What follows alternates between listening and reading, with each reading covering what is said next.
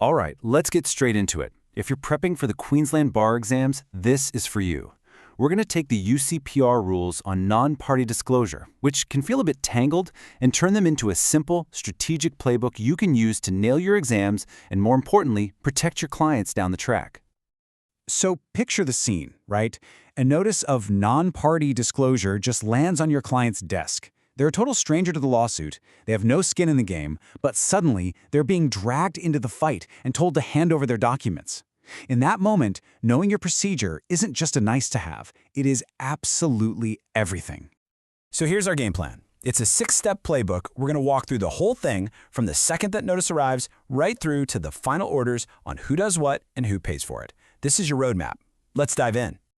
Okay, Section 1. The notice hits. This is ground zero. The moment that notice of non-party disclosure is served, a clock starts ticking. You've got to have a plan of attack ready to go. And that brings us to your very first, and you could argue, your most powerful tactical move. It's all governed by Rule 245 of the UCPR. Getting this objection right is the foundation for everything that follows, so burn that number into your brain, Rule 245. Now check out how beautifully simple the procedure is under Rule 245 subsection 3. It's just this. You write it down, you serve it on the applicant who wants the docs, and you spell out your reasons. That's it. Notice what's missing there? You don't have to file a thing in court. It is such a simple, cheap, and effective first step. And these are your weapons. Rule 245, subsection 4, gives you a whole arsenal of grounds to object. Now, for the exam, you've got to remember the big three: lack of direct relevance, lack of particularity, meaning it's just too vague, and of course, a claim of privilege.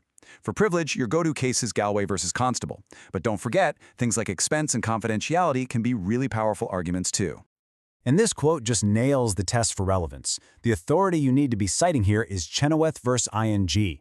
The whole focus isn't on whether your client is relevant to the case, it's about whether the documents themselves are. And here is a massive exam tip. Chenoweth versus ING is a 2-for-1.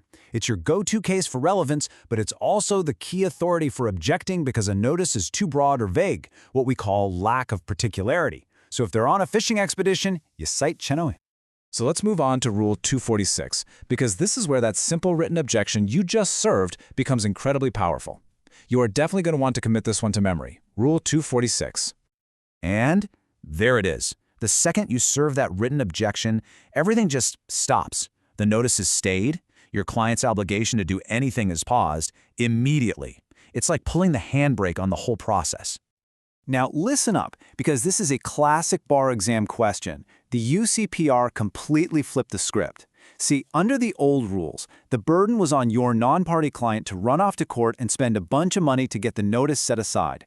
Rule 246 reverses that completely. Now the burden is entirely on the applicant to go to court and try to get their notice revived.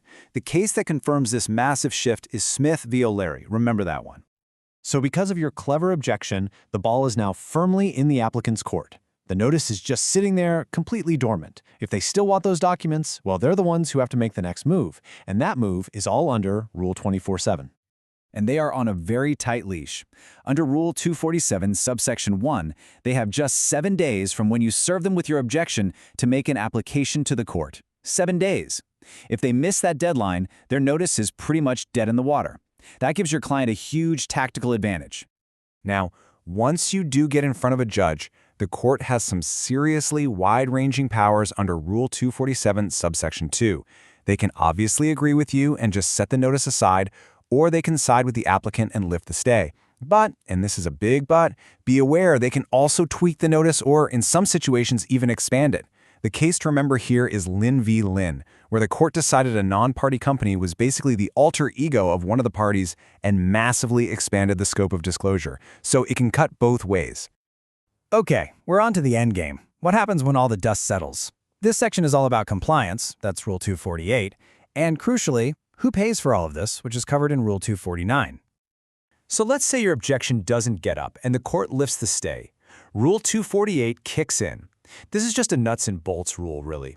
It lays out the simple process of how and where your client has to produce the documents for inspection and copying, usually at their own office or their solicitor's office. Pretty straightforward. Now this slide is critical for your exam. You have to separate the two kinds of costs. First, you've got the cost of the court fight itself under Rule 247. The starting point there, which comes from Smith v. O'Leary, is that each party pays their own way. But then there's the cost of the actual work of your client finding and producing all those documents. And for that, Rule 249 is crystal clear. The applicant has to pay your non-party clients reasonable costs.